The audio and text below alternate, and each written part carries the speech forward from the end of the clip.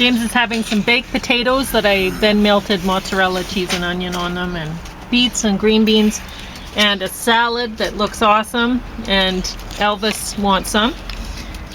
And a kiwi. And James going to talk about, it looks like... mainly religious studies. Mainly religious studies. So South Indians, largely about Buddhism. All right. The other religions. So... But I'll finish up the review I was working on yesterday about John Lennon, Yoko Ono. Oh, you didn't finish that? No, it cut out before. Oh. There's some bird seed for the... Yeah, we were down in the river bottom. But outside of the nature reserve, and I guess it's not news. We can say what we're doing. We were feeding the birds. Everyone knows. If you watch our channel, you know we feed the birds. So we make sure we're not in the nature reserve feeding the birds. We're outside. I believe in following the rules. I don't necessarily agree with some of the some rules, of them, but we follow. That's what freedom really is about, not freedom. Yeah. It's not freedom to break the laws. If you want the laws to change, if you don't like the laws, you change them democratically. You don't go around doing freedom rider kind of stuff like some chimps were doing. Yeah. On the border. Your fork is right there. Oh. Yeah. I brought the spoon out so that you could eat the kiwi. What were you thinking? Why? Well, that's why I put the. Well, I didn't know. I thought it was because there was maybe stuff there. Anyway, it's cooled down enough. So I don't know where my... Oh, the fork's there. I couldn't see it. Yeah. So after feeding the birds, I was thinking, I would like some tzatziki so that I could eat it on salad. And it was on special. So I got it for $1.50 a container, which is a little more than I usually pay. I buy it in serious clearance usually, but this time I wanted salad dressing, tzatziki. So that worked out. And so James gets a fancy salad, as well as his baked potatoes. Yeah, keep going for quite a while. Anyway, I was reviewing that John Lennon thing. I was talking about some of the creeps that John Lennon trotted out on the Mike Douglas show back in 1972. He's not going to give you any. Why don't we go out and go get some? So the least freaky was basically him. Let's go inside.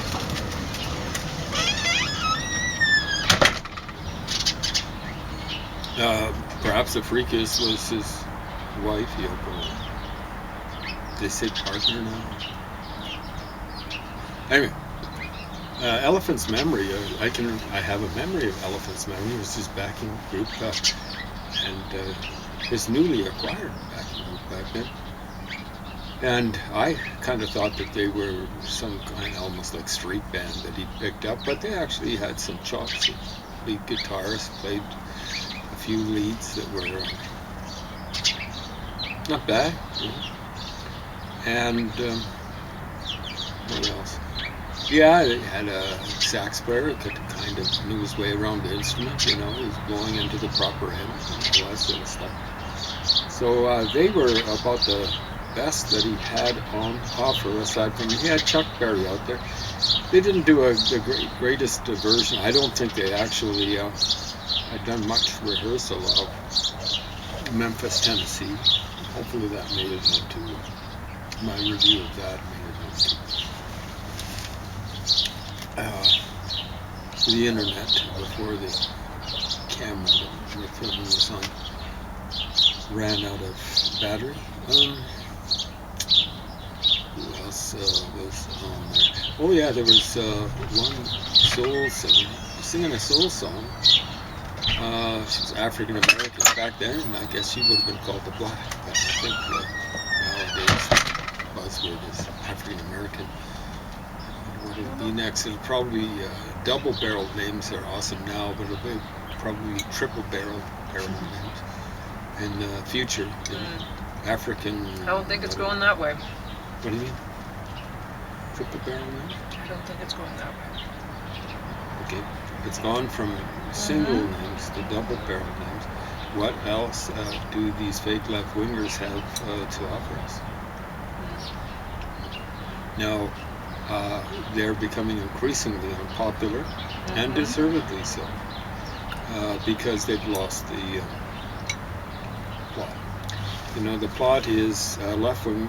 Being left-wing is about bringing democracy to everyone, not just to special interest groups, not to certain genders, certain races, certain race. They don't even.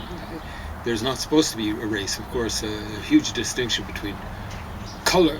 What are the people of color? Colored people is kind of like said that. It's awful, but people of color. See, that's a double-barreled name. Yeah, it's amazing. People of color, and then they don't talk about who they're supposed to be in distinction to. Maybe people of non-color, white people. Never mind that a lot of people that they label as, or would not label as people of color, are as colorful as people across the Mediterranean, for example. Greek people vis-a-vis Egyptian people, people in Italy vis-a-vis people in Tunisia, Spanish people vis-a-vis people in Morocco, people in the southern part, some people in the southern part of France vis-a-vis the people in. Well, the whole color thing is very silly, isn't it? Well, it's ridiculous. It's all just different colors. Well, yeah. These fake left-wingers keep on saying, oh, you know, there's no such thing as racist, this huge spectrum of stuff. Well, guess what? It's that way with color. What a disgusting distinction. People of color, and then they don't talk about who they're making that distinction about. And I understand only too well that a lot of the people that are generating this crap are white people. But, you know, there are, according to Jews, self-hating Jews. I never, personally, I don't, because I'm not a Jew, I don't want to go around accusing people of being self-hating Jews. That's up to Jews to make that distinction. But there are self-hating whites. And although I do have some African-American ancestry, that's according to my dad. We can go around saying, oh, he's a pretender, whatever. But it's just not that way. And according to my mom and dad, some indigenous American, is that the buzzword now? American ancestry too. But I show as white, or whatever. It's kind of red and blue. I don't know if there's much white or blue. Maybe a little bit of yellowish. You're quite pink. Yeah, pink. So like compared to me, I'm quite yellow, really. Yeah, exactly right. It's a disgusting distinction, and of course all these people are going around accusing everyone else of being racist. And I'm saying these people, the Latins used to say something like that. If you're a bad person, and I'm talking about the white folks that are going around trying to pick on fellow white folks, they're self-hating whites. And you know, like, I'm not the kind of person that's looking for special treatment for whites or for anyone. But I don't believe in tokenism. I don't believe in a so-called affirmative action. Because when you do affirmative action, it's negative action for other people. It's just that way. I believe in democracy, rule of the law, and equality before the law. And when you start breaking that principle, you are not democratic anymore. Okay? So when you got people strutting around this world saying, I'm a social democrat. No, you're an anti-social non-democrat. And I really could say opposite of democratic. You flunkies in the Cold War, every situation where the Soviet Union was involved, you were going, go, go, go, internationally. Go, go, go, Soviet Union. Go, go, go, commies. Think about it. Awful. And the big trouble is you never grew up through all, even before you were, most of you were born. George Orwell blew the whistle, started blowing the whistle in 1945 with Animal Farm, 47, 48. with 1984, even before them, before you guys were born, almost all of you, André Gide, the French writer, blew the whistle on the commies. I believe that was something like 1937. I'm not sure when Arthur Koestler, however you want to mispronounce his name, he actually volunteered to do spying for the Soviet Union back in the day, but the worm turned, and he tried to expose the wrongdoings of the Soviets. I have to say it, Ronald Reagan got it right. He got a lot of things wrong, but he got it right when he labeled the Soviet Union evil empire. It's an evil empire. You don't understand evil. You're going around pointing your finger, racism, racism, racism, racism. Is that evil? Like real racism, like Adolf Hitler, is evil. Okay? Accent on both syllables. It's evil. If you don't understand that, your moral compass, some of you guys just don't even have a moral compass. Anyway, people that John Lennon was strutting out.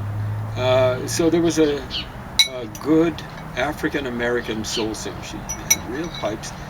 I got a pretty good song. It was actually a gospel song, from what I can recall. And she did a great job. I mean, she kind of made up for Yoko Ono. God. So I was talking about some of the stupid. Yoko Ono's trying to play. She's shaking her whole body. She's trying to stay in, in time. Get that backbeat in there, Stupid. God, stupid. But the worst is, I mentioned it before, but might not have made it onto the internet. The camera might have clicked out before then. Kind of like in the middle of Memphis, Tennessee, which is kind of like I don't know how heartfelt it was for Chuck Berry, but it was meant to portray something heartfelt. And she starts, just no sense of timing. Like Chuck Berry, he had his problems with the law, and he did his time, and I think he recognized he deserved the time. Like he did all sorts of things. We won't go into detail because Pauline's eating some of the stuff he's doing, but he did penitentiary time. But I wouldn't have encouraged him to do it, and I wouldn't have been cheering, but I'm kind of surprised he didn't do a Pete Townshend at Woodstock thing on her. He's off to the left and just swung around and taken his big, is it a Gibson guitar he used to play, and just swatted her on the rear end or something like that. Now, Pete Townshend apparently took the business end of a guitar, like the sharp end of a guitar, and hit Abby Hoffman, who was a confrere of Jerry Rubin, who was on the show with John Lennon when Pete Townshend and the Who were trying to do the whole of Tommy, and to be from memory, apparently for the first time at Woodstock, and right up in the middle of their performance, Abby Hoffman jumps on the stage. What is all this S-H-I-T? Abby Hoffman, something like that. When John Sinclair is sitting in jail, well, what was he head of? Something like the White Panthers or something like that, some stupid revolutionary thing. He probably deserved very much to be in jail. There were lots of people who walked around that point of time who should have been in jail. Angela Davis is still involved, I think, with Black Lives Matter. An avowed Marxist, back then involved with the Black Panthers. And she apparently provided guns for Black Panthers and went out and shot, I think it was in a robbery, did they kill the judge? They killed the judge. I don't know. She knew what their rhetoric was like. When you provide guns with violent people who talk about doing violence, I think you should go to jail. But she was let off. So they strutted out So I've talked about the good people. They strutted out Jerry Rubin, who was a confrere of Abby Hoffman. They were the two main misleaders of the Yippies. And I think both of them were involved with they were both Chicago 7 or Chicago 8 ultimately trial, and I think they were convicted, but ultimately they were exonerated. I'm not sure why. Like they say, so there was some finding somewhere that there was a police riot, or it wasn't a police riot. It was a riot, maybe where some police people, maybe a whole bunch of them, got out of hand, but it was a riot to begin with, and it was set up by Yippies and other revolutionaries. Now, some of the people that were dragging it into court, I think, were pretty peace-loving. Maybe Randy Davis or something like that. But Jerry Rubin styled himself as a street fighter. Well, when you're a street fighter, I want no business with you. I'm not really that fond of demonstrations, because unless you're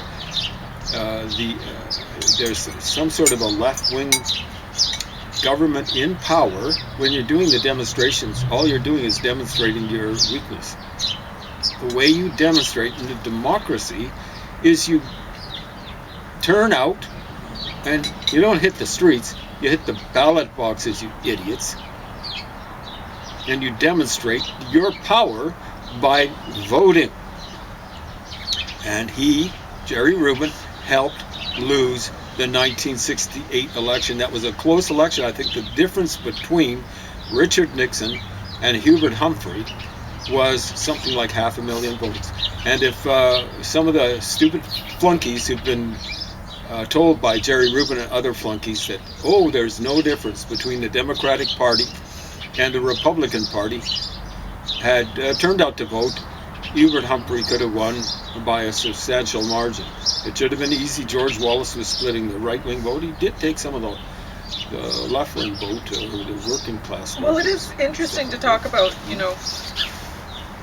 the differences between the Republican and Democratic Party and stuff like that, especially when the parties change, when their policies change and stuff like that. Like, it's interesting to think that the same people who voted for Ronald Reagan voted for Donald Trump.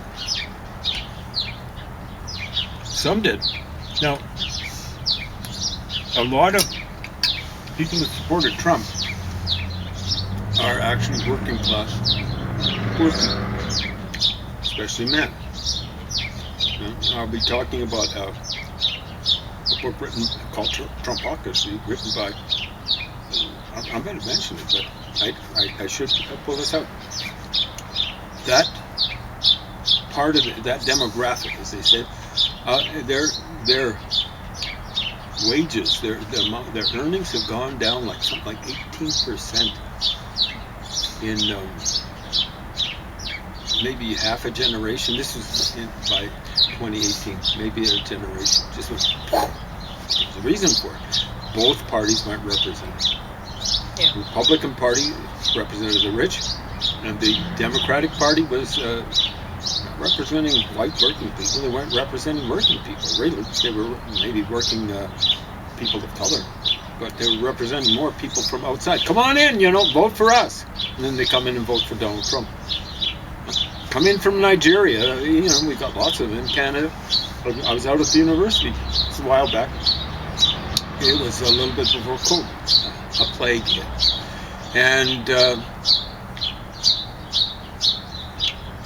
in the main concourse area, and I ran across a guy from Nigeria, started talking with him.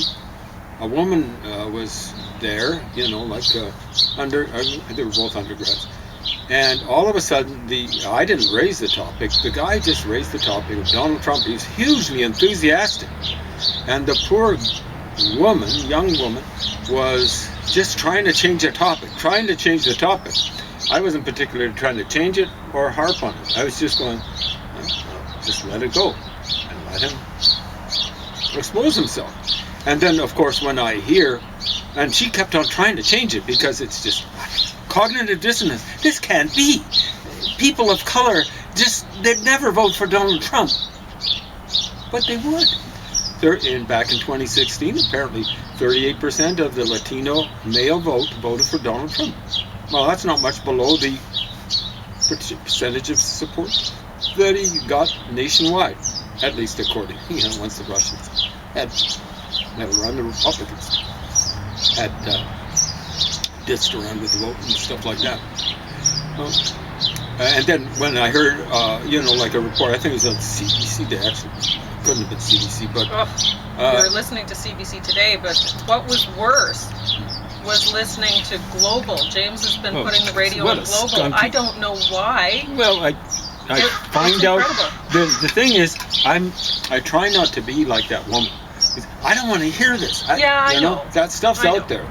Yeah. I never watched a whole Fox. I think I've only watched Fox Network once. It was only a little bit, like when I was staying in a hotel. I'm going, this is incredible. It's But yeah, somebody was saying, oh, well, Canadians have to, what was it, face the truth or learn the hard lesson or something like that. And it's like, Oh, about Donald Dump? Yeah. His real name is Dump, so I call him Dump. And they were saying, well, we just have to go along with whatever Trump wants, kind of thing. Whatever. That was Ridiculous. It's because he's like Hitler. You give him something, give him an inch, and he's going to aim for a mile. It's not really that he's like Hitler. It's that Putin is, and he is in Putin's pocket. And it's shocking, really, that... Either of them. You give them an inch and they'll take them off. Anyway, whatever. So, yeah, I mean, James and I were talking about, well, James was very impressed with Trudeau's speech. Yeah. He said it's the best speech that Trudeau's ever given. No, it's not necessarily a glowing sort of a commendation, but it was a very good speech. And so we're talking about, well, because we're just thinking, what will Canada do, Because here we are, we're just Canadian citizens, and we don't really know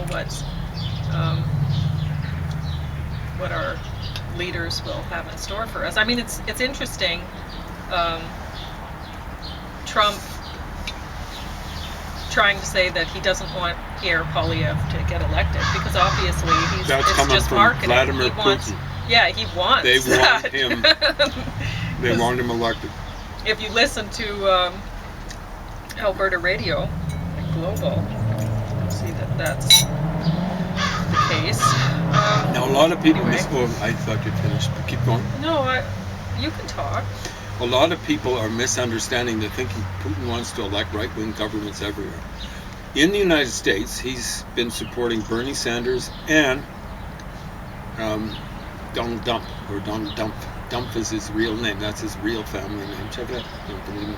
But you were saying that Trudeau was saying something, I think, about how they're calling it the tariff wars, right? That's what we were hearing. I call it tariff terrorism. It's you got to respond to terrorism. Go on. And so I guess Trudeau is saying that Trump's doing this, trying to weaken Canada to make Canada the 51st state. It's just an definitely economic... trying to weaken Canada. Yeah. The big trouble is he's weakening the United States. And that's really what it's all about. Yeah. On the radio they're saying, we don't understand. It doesn't make... Yes, it makes perfect sense because he's a Russian agent. Yeah. Which is interesting that the people are going along with Trump on this, because they're going to suffer far more than Canada will. The American business. Yeah.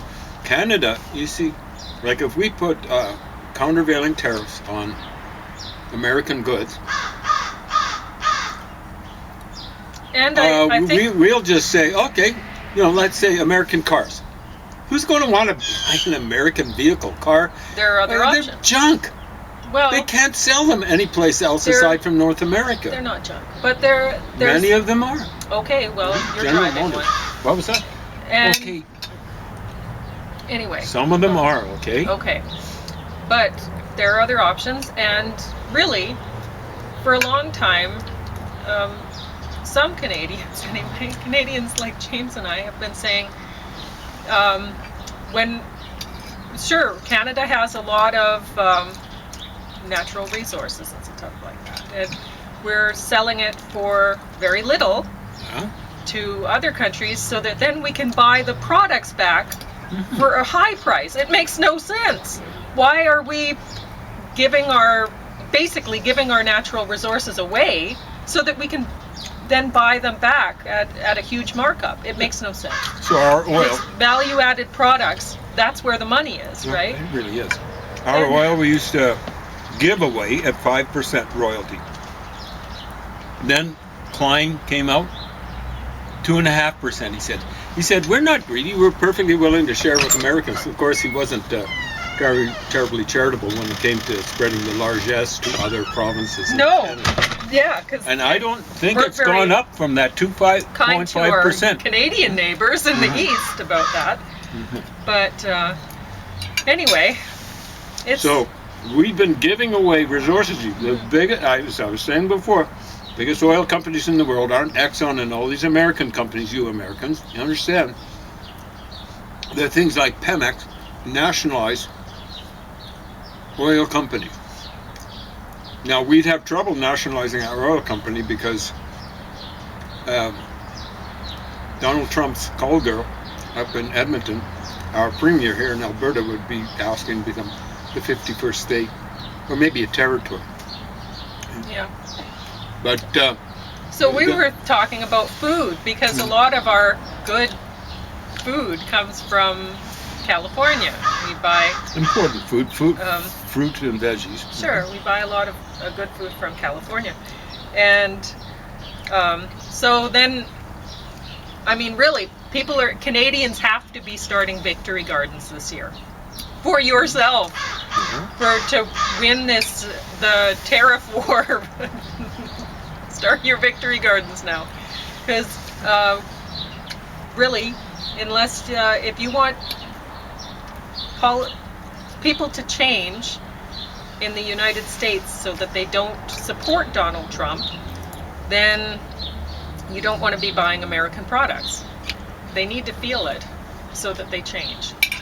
It has to be a two-way street. Yeah. Donald Trump's provided one side of it. American industry. I don't understand you guys investing in the United States, like in the stock market. The stock market should be tanking right now. Yeah, they had some troubles yesterday. I suspect that what you stupid idiots are you're buying cheap stocks now, and the stock market might be going up today. That's how stupid they are.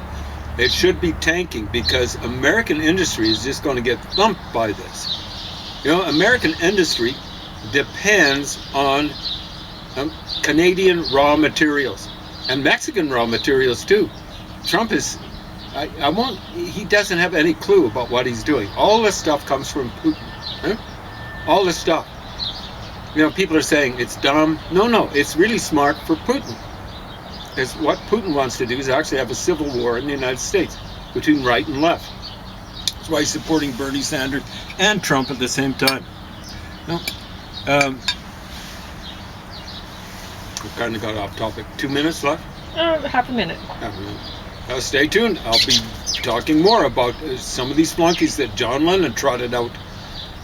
Ralph Nader, Bobby Seale, the chairman. What does chairman suggest to you?